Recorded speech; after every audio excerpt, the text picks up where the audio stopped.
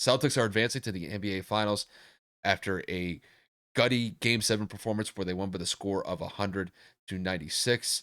Even though the score did indicate that it was a close game at the end, Boston was able to maintain a pretty sizable lead throughout most of the game against Miami. Miami made a pretty good stretch at the end of the game. It definitely made it compelling in the last minute of the fourth quarter. Jimmy Butler tried to go for a go ahead 3-point shot with about 20 seconds to go. He missed that 3-point shot. Boston knocks down a couple free throws, and they played solid defense against Miami to close it out to advance to the NBA Finals, where they'll go up against the Golden State Warriors later this week in Game 1. So, Kevin, to kick this one to you, just how impressive was Boston in Game 7 against the Miami Heat? I mean, you look at this game and you say, yes, the final score, like Kyle alluded to, 196. Close game 7. Wasn't like the Phoenix and the Dallas series where it was a 30, 40-point blowout. This game was relatively in distance, in striking distance for Miami. And you just look at this and you say, you know what, Boston was able to execute. They got great contributions from their three big-headed monster and in their own variation of a three-headed monster. Jason had 26, Jalen had 24, Marcus Smart contributes with another 24. And, obviously the entire team was able to give some kind of assistance to the Celtics, whether it be on the defensive side of the ball, whether it be in the rebounding category. Everybody did something to make this game work out for Boston. And then you look at the other side and you say, well, Jimmy Butler is literally out here playing the entire game. Jimmy Butler is dropping 30-plus points in back-to-back elimination games. He had 35 tonight. He had 9 rebounds. What more can Jimmy do? Like, he gives you every minute of the game. He gives you 30 points. He goes out there and rebounds the basketball as the 2 guard. And then you go and you sit, or excuse me, as the shooting forward, small forward. It's late. I'm sorry. I tend to make these mistakes pretty often. Anyway, and then you go out and you look at the rest of the supporting cast. Outside of a clutch 3 in the fourth quarter, Strus ended with 8, but only had 5 up to that point. PJ Tucker only played 17 minutes, 0. Bam Adebayo had his second best game in the entire postseason. Thankfully, it happened to be in a timely manner, and he showed up with 25. And Kyle Lowry actually played to me, 15, but in a very inefficient shooting percentage, 4 of 12, 1 of 6 from the three-point line. He had 7 rebounds and 3 assists, but again, just Kyle Lowry wasn't necessarily available for the majority of this postseason with his hamstring injury. And then you look at the bench, that deep team that we talked about, that team that Miami had in fear or people needed to fear, just didn't happen. Gabe Vincent, 4. Tyler Hero tried to come back, and Kyle and I were just talking about this legitimately right before we hit the record button. We applaud Tyler Hero for playing on a groin injury. He only played 7 minutes, but he gave it his all. Just couldn't get it going. Obviously, groin injuries are hard to play with. So I mean, shout out to Tyler for at least giving Miami everything he had. And then Oladipo, man, 4 of 12, 1 of 7 from the 3-point line. Picked a real bad day to shit the bed. Only 9 points. So basically, this team was led and carried by Bam and Jimmy. And outside of that, man, they really didn't get anything. So, the game, like I said, overall, it shows Boston was able to carry throughout the series with their combination of Jalen and Jason, and they were able to combine for 50 in a win. Obviously, Bam and Jimmy combined for 60, but the supporting cast was not able to contribute like others. So Boston's headed to their 22nd franchise history finals appearance.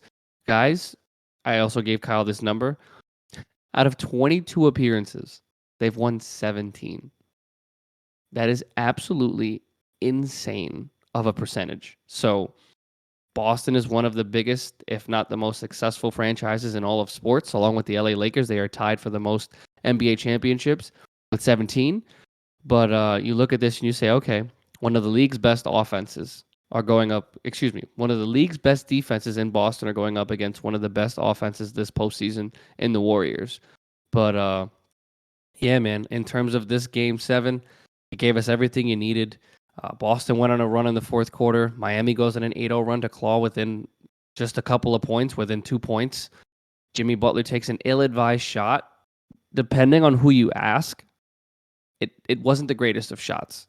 The selection of it or the timeliness of the shot wasn't exactly something that you say, he took the best shot that was available. They were in transition. They got a rebound. Jimmy pushes the ball down floor. It's one-on-one with Al Horford. Nobody under the rim. Everybody's spread out. The floor is spread between everybody else in terms of getting back in transition defense. Jimmy decides to pull a hard three in transition, and it hits the front rim. In my opinion, I would have gone a different direction, a different route. I think I would have put the ball on the floor and attacked Al Horford. You got a big on you. It's a one-on-one matchup. At the worst, you're going to the free throw line. So Jimmy went for the kill shot. Kyle and I said it. If Jimmy makes that, it's a whole different narrative. Jimmy's a legend. South Beach is Jimmy's world, and then we're potentially talking about the Miami Heat going to the NBA Finals. So again, you live and you die by shots like that, especially in the postseason. You either make a name for yourself or you get ridiculed for taking the shot in the first place. And in this case, we're critiquing Jimmy for the shot. So that could have gone either way. But overall, man, this Game 7 did not disappoint, and congratulations to the Boston Celtics, and kudos to my prediction for Boston in 7. So Yeah, I mean, the way that I see this game 7 from Boston was I thought they were extremely impressive. Now, granted, the score indicates that it was a lot closer, but really from the first quarter all the way till pretty much the end of the game, outside of maybe the last 2 minutes of the fourth quarter, Boston held a sizable lead, essentially wire to wire. And I got to give Boston a lot of credit for that.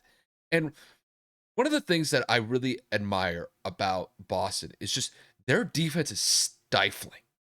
And there were multiple possessions throughout the second half in particular where Miami had absolute fits to get any sort of offense going in any way whatsoever.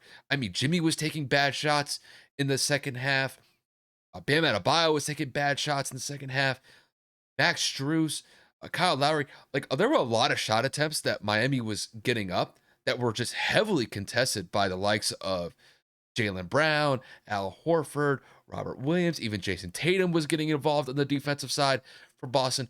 Really, Boston's defense was really the main takeaway from me in this win against Miami. Like I said, Miami only lost by 4 points, but when Boston was able to keep that sizable lead throughout most of the game, it puts all of the pressure on Miami to get back into the game and actually make something of it when you get down to the nitty gritty at the end.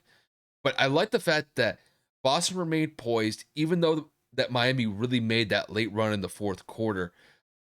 They were able to get some timely free throws when they needed it from Marcus Smart. And they just kind of allowed Miami to kind of make their own mistakes. And really that one mistake was Jimmy taking that three at the end of the game. It's like Kevin mentioned. I mean, if Jimmy knocks down that 3-point shot for Miami with about 15, 16 seconds left, he's probably going to go down as like a South Beach legend for that. But the fact of the matter is that Boston gave him space.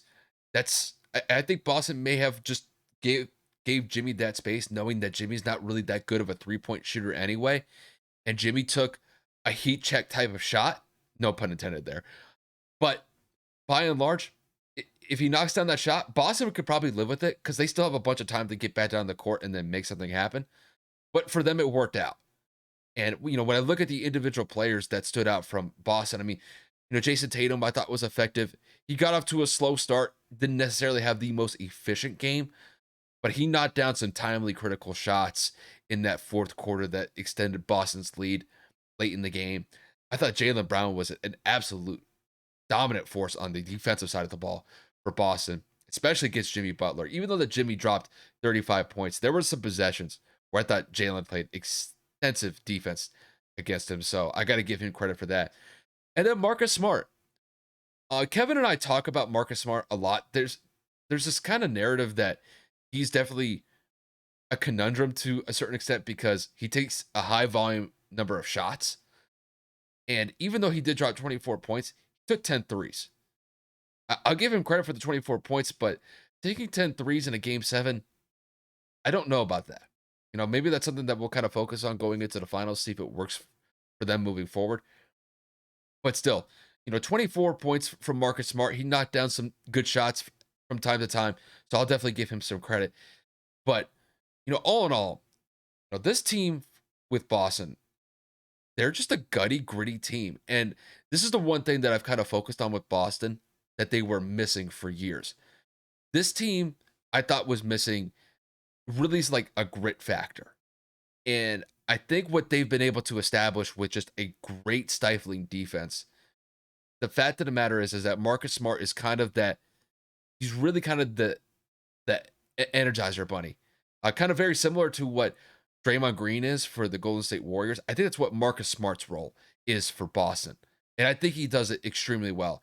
And not only that, I think that even though that Robert Williams gets limited time here and there, I like the presence that he brings onto the court for Boston. He definitely brings a high level of energy, and I think that Boston's going to need that moving forward, going up against Golden State.